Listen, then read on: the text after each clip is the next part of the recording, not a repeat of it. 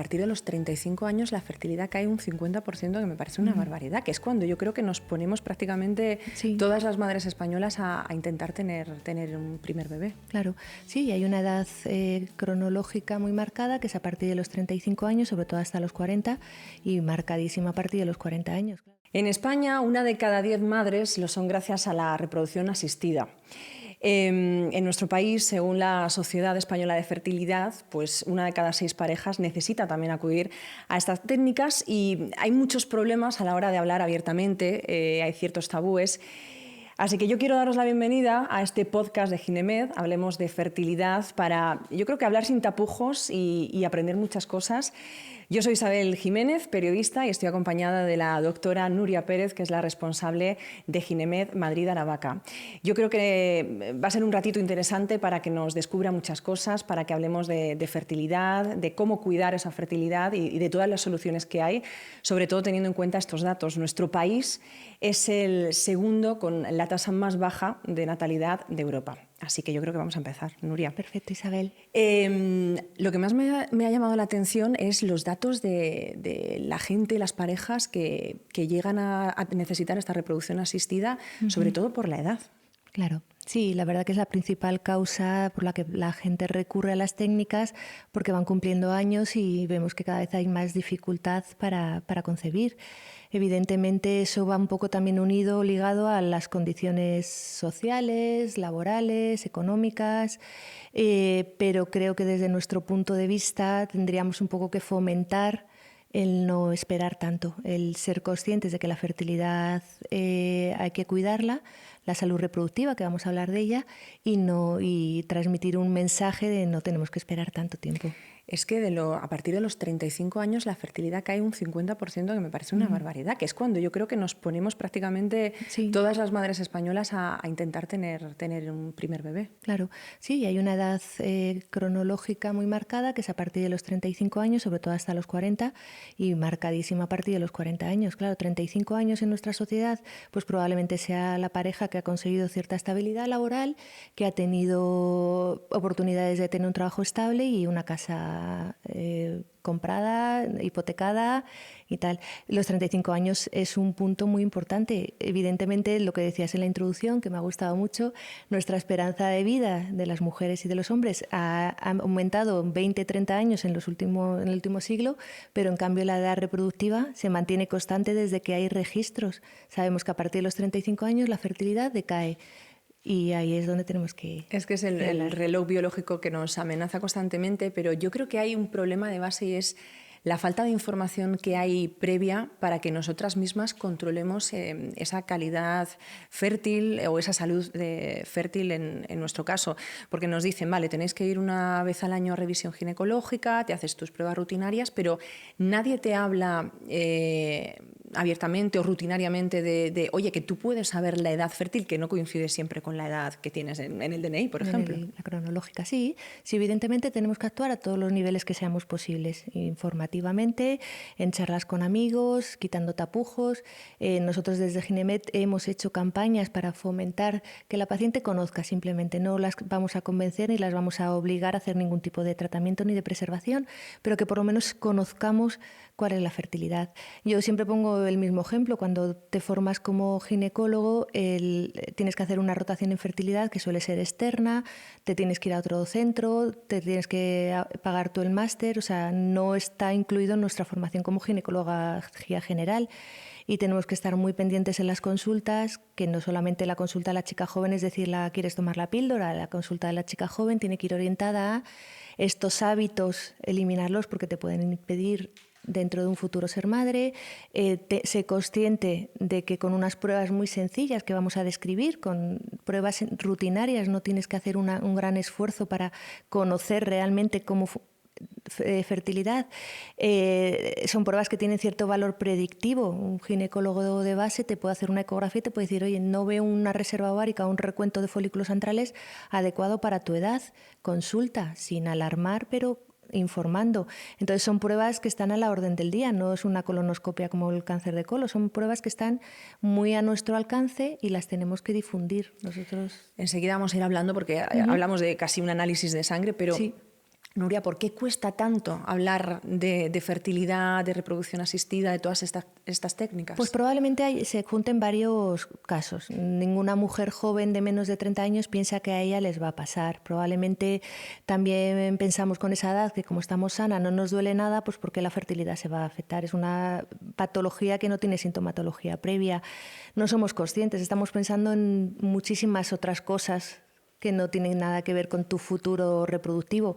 También los tabúes de la sociedad. El infértil o la infértil pues se marcaba con una cruz en ámbitos sociológicos de es que no han podido tener hijos, fíjate, han intentado muchos años, y ese tabú, esa cruz que ponían a parejas que no habían conseguido tener hijos, pues creo que lo seguimos arrastrando en nuestra sociedad. Y también probablemente porque a nivel de clínica y a nivel de centro, la ginecología general tiene que ir íntimamente ligado con la medicina reproductiva. O sea, no quiere decir que tú vayas a un centro de reproducción porque realmente tienes un problema. Puedes ir a un centro de reproducción únicamente para informarte, para tener una visita informativa, que muchas clínicas, y nosotros incluido, es gratuita, y simplemente requerir información. ¿Qué tal estoy? Pues, y nosotros les damos esa valoración y no vamos a convencerlas ni obligarles a hacer ningún tratamiento, únicamente información. Y esa información también pasa por cuidar de nuestra fertilidad, porque también se puede cuidar. Claro. Pero tampoco nadie nos enseña y nos dice, oye, para que tú puedas retrasar esa pérdida de fertilidad, puedes hacer esto, puedes hacer lo otro. Imagino que va un poco por la alimentación, vida sana, ¿no? Eso es, los hábitos. Los hábitos son muy importantes, y eso es desde el inicio, desde que nos desarrollamos, desde que empezamos con nuestras menstruaciones. Hay hábitos muy perjudiciales para la fertilidad. El tabaco, los trastornos alimenticios también son patologías muy, muy determinantes luego a la hora de tener una reserva ovárica adecuada. El consumo de alcohol, hacer deporte pero no excesivamente, las amenorreas hipotalámicas, por ejemplo, de las grandes deportistas, luego cuesta mucho recuperar esa fertilidad.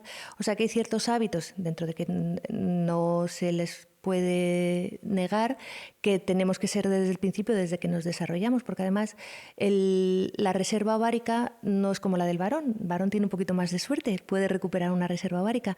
Las mujeres vamos acumulando y no hay una marcha atrás, es decir, dejo de y recupero mi fertilidad.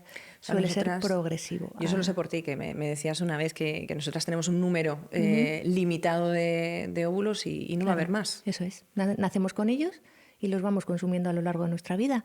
Unos cuantos, 500 aproximadamente, los gastamos en menstruaciones, y otros muchos, hasta 5.000, 6.000 que nacemos, pues se van desperdiciando. ¿Y cómo se desperdician? Pues eso, con el paso del tiempo principalmente. El principal desperdicio es dejar pasar el tiempo. Y otro desperdicio es oxidarlos en exceso, pues con el tabaco, con el alcohol, con los hábitos, con los trastornos alimenticios. Hay que tener mucho cuidado con la alimentación de las chicas jóvenes, tanto en exceso como en defecto, claro. Hay que estar muy pendientes de todas esas cosas. Yo sé que la situación actual no ayuda en nada, el panorama laboral, la situación económica, el encontrar, antes hablamos un poco de cierta estabilidad, de casa propia, y yo sé que las mujeres de 20 y pocos están otra cosa seguramente, pero sí que es importante a lo mejor que sepan pues toda esta pérdida, que a lo mejor en ese momento no se plantean ser madres, pero quieren serlo en un futuro. Y para no encontrarse con un problema existe la congelación de óvulos, que es una técnica que saben que existe, pero bueno, a mí no me va a hacer falta, ¿no? Yo creo. Claro, eso es. Ninguna somos conscientes, porque como no tengo ninguna sintomatología y yo mantengo mis menstruaciones, pues yo no voy a tener ese problema. Lo prioritario sería eso, animar a que la gente se haga un estudio básico. Hablaremos de un simple análisis de sangre y una simple ecografía de recuento de folículos antrales. Muchos laboratorios están, muchas compañías de seguros, la Seguridad Social también hace antimulerianas. Eso sería el punto básico. Pensar que a lo mejor no me va a pasar a mí, pero tampoco nadie me lo puede asegurar, porque como es una pérdida progresiva y además individualizada, no hay criterios estadísticos que digan cada mes que pasas pierdes, puedes perderlo más rápido o menos lento, tener tu propia curva de reserva ovárica. Y vitrificar ovocitos no implica ningún tratamiento más que tener una reserva. Nosotros le explicamos a los pacientes, no quiere decir que ya no puedas quedarte embarazada por la vía natural, simplemente tú guardas unos ovocitos para, por si acaso tienes dificultades en la primera gestación, en la segunda gestación, pues puedas recurrir a unos óvulos vitrificados en un buen momento de tu vida reproductiva, cantidad que nos interesa y sobre todo calidad ovocitaria. Una calidad ovocitaria te evita problemas a futuro, problemas en los embarazos, problemas de abortos. Vamos a pensar que recomendamos antimulerianas, que vamos a hablar de que es un análisis de sangre que te dice no la edad fértil que tienes. ¿En qué casos recomendáis dar el paso de congelar los óvulos? Claro, normalmente la antimuleriana la deberíamos empezar a hacer a partir de los 18 años, cualquier mujer adulta, y nos da un valor objetivo, no es tanto como una ecografía, que también, pero la antimuleriana es un valor numérico, nos da un valor objetivo y además tenemos cierta previsión de cómo va a ocurrir esa antimuleriana. Si está muy bien, si el valor es muy bueno, probablemente le podemos decir a la paciente que se relaje, que no se agobie, que tenga un poco de tranquilidad y que vaya pensando en su maternidad más a futuro. Pero si encontramos un valor bajo y sobre todo no acorde a la edad cronológica, hablamos que la edad biológica no está compensada con la edad cronológica, le animamos a vitrificar esos ovocitos. El tratamiento de vitrificación es un tratamiento relativamente sencillo, con pocos riesgos, económicamente asequible a mucha gente y sobre todo tenemos que indicarlo a cualquier paciente, pero sobre todo a las pacientes en que vemos que su edad biológica ha disminuido con respecto a lo esperado, ¿vale? O sea que ahí... Luego hablábamos antes de los datos de las parejas que sí tienen problemas de fertilidad. Ya no es tanto la edad, sino que han llegado, se han puesto, digamos, con la decisión tomada manos a la obra y les cuesta, ¿no? ¿Qué tiempo se considera? Que yo creo que a la gente le interesa mucho. ¿Qué tiempo dices tú? Pues mira, a partir de cierta edad, cuando llevas intentándolo tanto tiempo, plantéate ya un estudio en profundidad de reproducción. Pues fíjate, Isabel, yo al final creo que cualquier pareja que tenga cierta intuición o cierta implicación o cierto grado de necesidad de conocer puede acudir a una clínica de reproducción a hacerse un estudio de fertilidad. Realmente no porque entres en una puerta de una unidad de reproducción obligatoriamente tienes que ver, me van a diagnosticar un problema. Muchas veces esas primeras consultas son simplemente informativas, les hacemos un estudio y conseguimos que el paciente se relaje, se tranquilice y vengan embarazados prácticamente sin ningún tipo de ayuda. Evidentemente tenemos que jugar con el factor edad de ambos, porque la edad paterna también puede implicar cierto grado, tiempo que llevan intentándolo en casa, tener hijos y no concebir, pero cualquier pareja no tiene por qué ser obligatorio que si entras en una unidad de reproducción tengo que hacerme un tratamiento. Es una valoración que está a la orden del día, hacer un antimuleriano, una analítica, hacer una ecografía de recuento de antrales, hacer un seminograma. Creo que cualquiera de nosotros entraríamos dentro de decir, vale, pues me han dicho que está todo bien, me puedo relajar a esta tesitura y no tener que tomar ninguna otra decisión diferente más que información. Se trata de que cada uno sepa cómo está. El 15% de la población española tiene problemas de infertilidad. ¿Eso es mucho, es poco? ¿Es una tasa con respecto a otros países de nuestro entorno alta, baja? Claro, es una tasa bastante alta, fíjate, y además desgraciadamente va empeorando a lo largo de los años. O sea, a medida que nos vamos civilizando, vamos empeorando las tasas de fertilidad. Cuando éramos una población más rural, nuestra fertilidad estaba mucho mejor conservada, precisamente eso por los hábitos, porque no poníamos barreras a tener hijos, y a medida que nos vamos civilizando se aparece un contrasentido. Somos un país cada vez más civilizado y que alcanzamos con más medios y recursos y llegamos a unos niveles dentro de la Comunidad Europea magníficos y vamos empeorando nuestras tasas de fertilidad. O sea, vamos cogiendo, digamos, los malos hábitos de nuestros compañeros europeos, de retrasar, de esperar, de no ser conscientes. O sea que en ese sentido es muchísima población, un 15% reconocida. Luego habrá un porcentaje de población que no reconozca o que por motivos éticos o morales o religiosos no quiera reconocer y no está contemplado en la estadística. Y que no está contemplado en la estadística, eso es, no se ha numerizado ese porcentaje de pacientes y cada vez va progresivamente a peor. Y las parejas que se encuentran con este problema, o sea, han hecho un estudio y ven que hay algo que puede que no funcione, ¿qué técnicas tienen a su alcance? Entiendo que hay varias técnicas. Imagino que dependiendo de la problemática se aconseja una u otra, ¿no? Eso es. Normalmente hablamos de la fertilidad, el tratamiento de fertilidad en escalones para que el paciente entienda que no tiene por qué subir el tercer escalón de golpe, y normalmente empezamos desde un coito dirigido, decir al paciente cuándo es el periodo fértil, porque eso es otro gran desconocimiento. Muchas parejas no saben cuándo es el momento idóneo para concebir, entonces nosotros les ayudamos a dirigir ese momento, ese coito. Luego, si vemos que no es lo indicado, pasamos a hacer una inseminación, que es una técnica relativamente sencilla, no implica más que la unión del espermatozoide con el ovocito. Siempre contamos si el espermatozoide se pierde en un canal que es el tracto genital femenino y nosotros les acompañamos, y luego es como dirigirlo, eso es. Para que no se equivoque. Para que no tenga... Eso sería la inseminación artificial. La inseminación artificial, eso es. Como no traen GPS los espermatozoides, pues los mandamos al ovocito. Y luego ya técnicas más complicadas como fecundación in vitro con ovocitos propios, que suele ser la primera opción contemplada en parejas con cierto grado de juventud, o incluso la fecundación in vitro con donación de gametos femeninos o masculinos, ¿vale? O sea, hablaríamos de varios escalones de tratamiento. ¿Y cómo se sienten? Porque yo creo que esa falta de, hablábamos de información o falta de hablar claro y tranquilamente, sin ningún tipo de tapujos del tema de la fertilidad y la reproducción asistida, yo entiendo que muchas parejas se deben de sentir solas en ese camino y en ese proceso, ¿no? Sí, fíjate, se sienten solas, se sienten abandonadas, algunas se sienten muy presionadas por la familia, porque no te quedas, algunas desarrollan una psicología difícil, porque dicen, es que nosotros nos sentamos con nuestros amigos y no queremos que ninguno nos hable de que van a tener hijos, porque nos da envidia. Tenemos 5 parejas amigas de nuestra edad y 4 días están embarazadas y hemos dejado de salir con ellos porque no queremos conocer eso.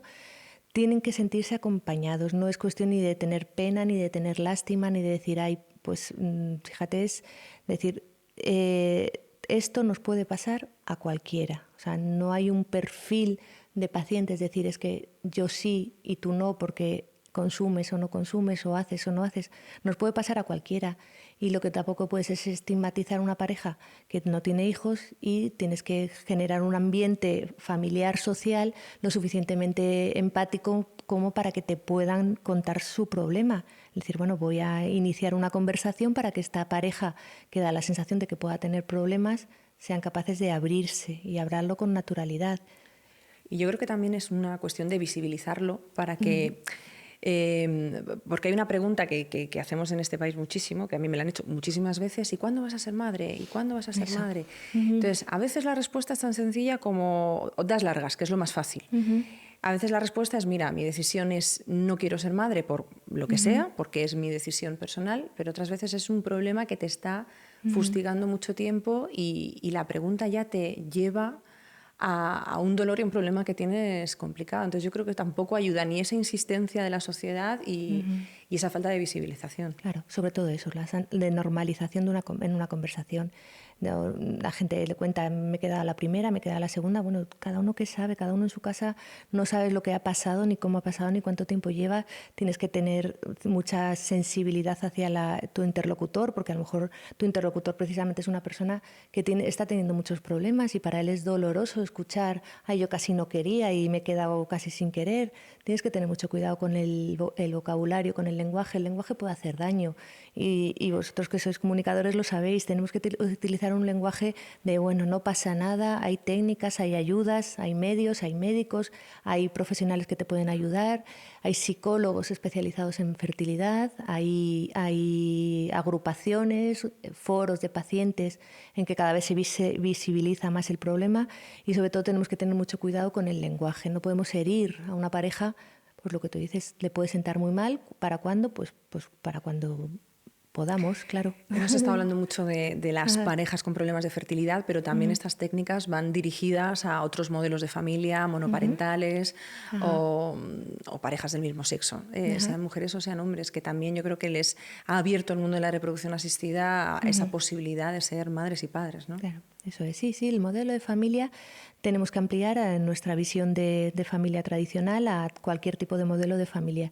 Nosotros lo decimos en la consulta, mientras que hay amor, una familia se puede formar con una persona y un hijo, dos personas del mismo sexo y un hijo, si se trata de que haya amor, cariño y ganas de educar en común a una persona. No es la tradición. Yo siempre pongo el mismo ejemplo. En el colegio de mis hijos, te pasará a ti cuando los tuyos sean un poquito más grandes, yo recuerdo en mi casa que la pregunta era ¿a qué se dedica tu padre? ¿A qué se dedica tu madre? Ahora en el colegio de mis hijos nadie pregunta quién es tu padre, quién es tu madre, si vienen dos mamás, pues fenomenal, si vienen dos papás, pues también muy bien. Tenemos que empezar desde el principio, desde la escuela, que no les parezca extraño que un niño tenga dos mamás, dos papás, una mamá que parece mayor. ¿Cuántas veces has visto papás que parecen viejitos y te ha venido a buscar tu abuelo y a lo mejor es papá? Es tu padre, sí, claro. Entonces, es que volvemos a lo mismo. Se trata de normalizar la situación y normalizar que la fertilidad está al alcance de todo el mundo, que no podemos poner barreras. Ponemos unas barreras físicas, evidentemente, cuando hay una imposibilidad física de gestar. No podemos, pero la técnica nos permite abarcar mucho más campo que hace unos años, claro. Y una pregunta compleja. En el caso de las familias monoparentales que deciden tener madre, ¿hay una edad a la que, aunque tengan la técnica a su disposición, no sea recomendable? Porque las noticias hemos dado casos muy exagerados de mujeres de prácticamente casi 60 años siendo madres. Yo no sé si vosotros ahí tenéis un límite marcado, entra dentro ya un poco de... A ver, nosotros evidentemente tenemos un límite lógico basado un poco en la experiencia de que, como todos nos hemos formado como obstetras, sabemos que la fertilidad y la edad, la condición embarazo y edad puede dificultar. La legislación por la que todos nos marcamos no establece un límite, no establece una prohibición, establece una recomendación. A partir de cierta edad, a partir de los 50 años, excepcionalmente, madres que ya han tenido hijos y puedan tener embriones congelados, pero normalmente la recomendación, más que por un único factor edad, tendríamos que establecer un score. La Ginemet tiene una unidad de edad avanzada en el que establecemos un score de riesgo. Quizás sea un embarazo más peligroso en una chica que tenga una diabetes, una cardiopatía, que en una mujer en la que su única patología sea haber cumplido cierta edad. O sea que límites legales no hay recomendaciones basadas un poco en la lógica. Es decir, bueno, no vamos a generar un mal menor o que una mamá, perdamos a una mamá porque quiera gestar. Pero eso, la legislación no nos lo prohíbe. En el caso de las parejas, dos mujeres que quieren ser mamás, ¿qué es lo que os encontráis con más frecuencia? Imagino que para que las dos participen, no sé, claro. El óvulo de una de ellas y la gestación en otra de ellas, no sé, con... Claro, eso es la parte más interesante, claro. Si son una pareja femenina de dos mujeres, lo ideal para que cada una pueda participar es el método ROPA, que consiste en que una aporte el ovocito y la otra lo geste, y además la pareja puede tener embriones para luego intercambiar los roles y que pueda gestar la otra. Ese método, que parece poco tradicional, finalmente es el que nos estamos dando cuenta que es el que más empatía genera y el que mejor modelo de familia genera, porque son las dos mamás, las dos han participado, una participa poniendo el óvulo y la otra participa gestando, y evidentemente se tiene que introducir un parámetro factor masculino que suele ser un espermatozoide donado, que también es verdad que las parejas lo guardan o lo reservan para su uso personal por si luego los papeles de esa pareja se quieren intercambiar.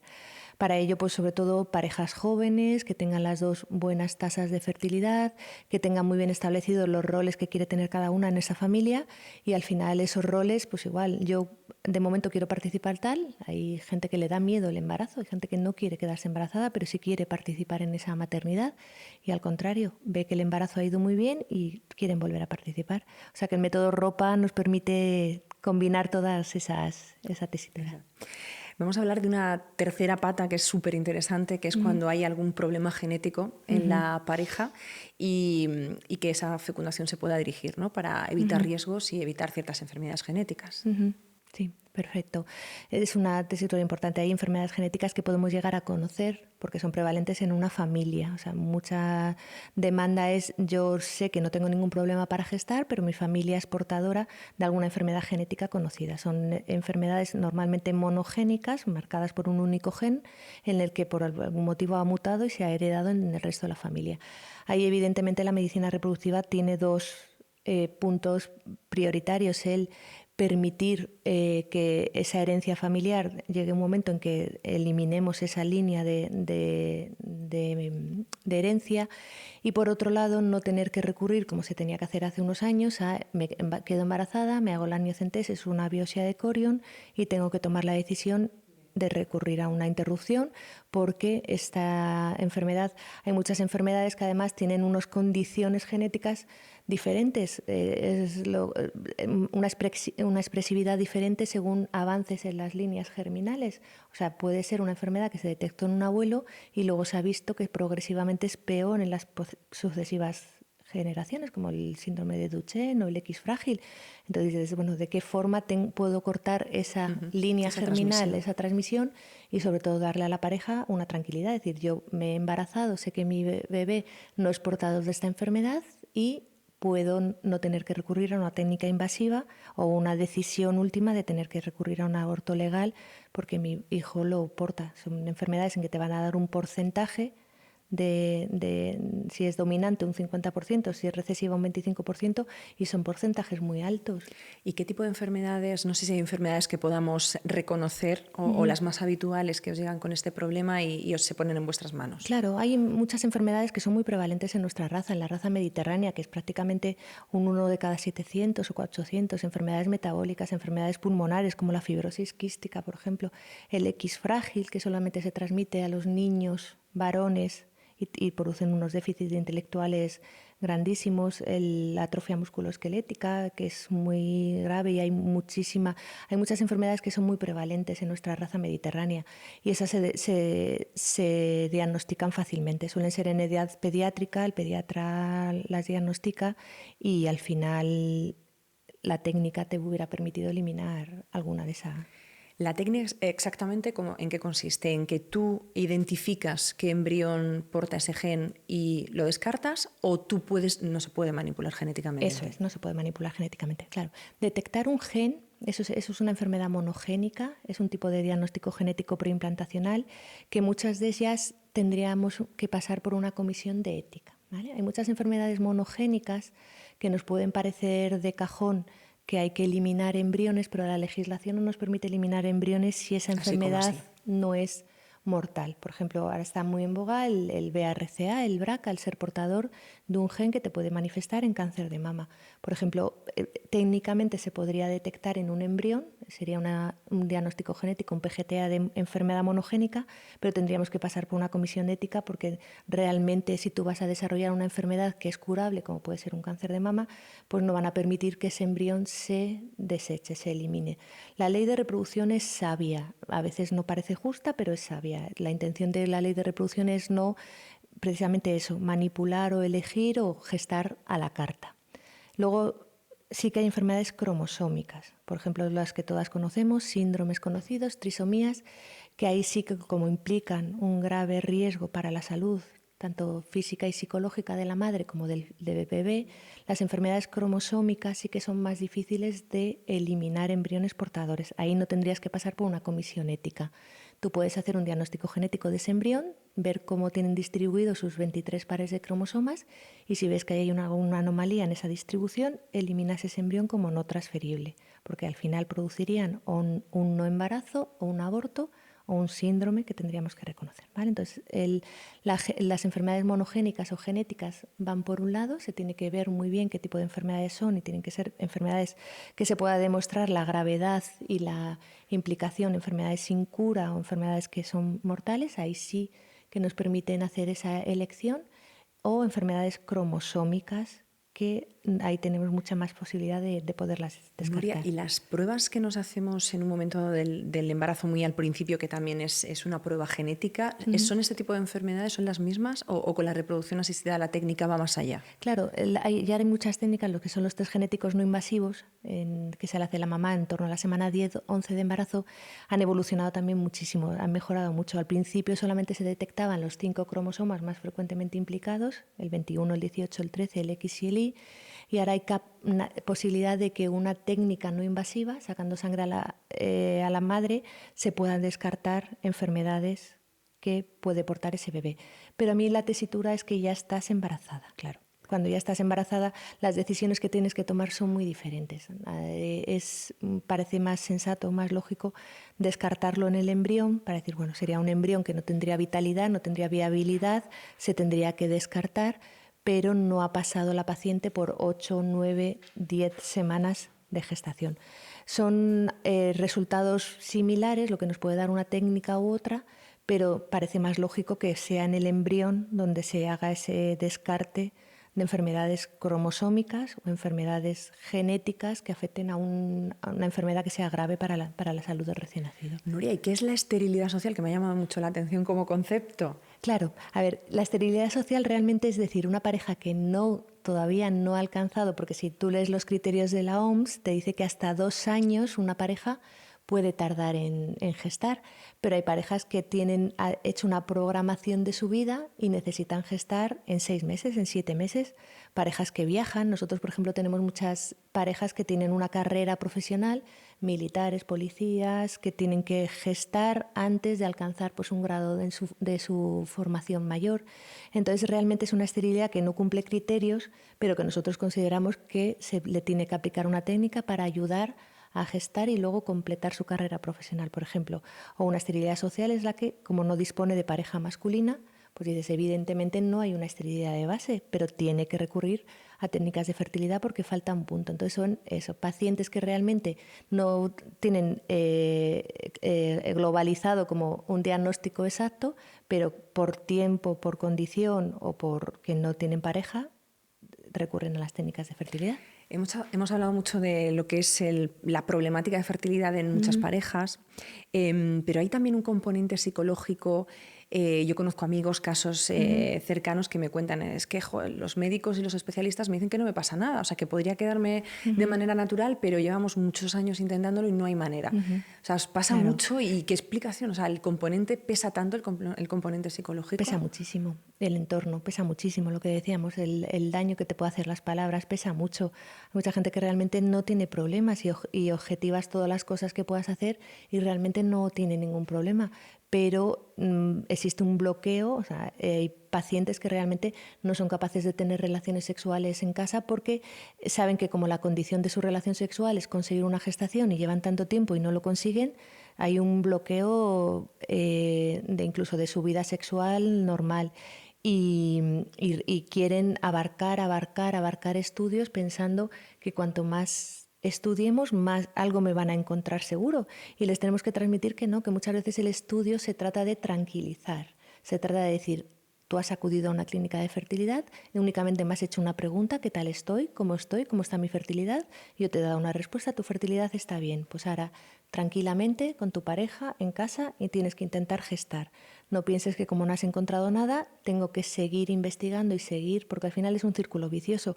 Cuanto más busquemos, más obsesión puede provocarte. Claro, y además eso, ya entramos en una vorágine de que hay medicina basada en una evidencia científica y luego hay medicina basada en modas, en estudios, en pequeños papers, en pequeños artículos que han demostrado que hay una pequeña asociación y ya el paciente se agarra a ese clavo ardiendo y al final pierde un poco la perspectiva de que lo importante es que sea feliz, que tenga buenos hábitos y que con su pareja tenga una vida sexual sana, y luego ya el resto de los profesionales ya nos encargaremos de todo lo demás.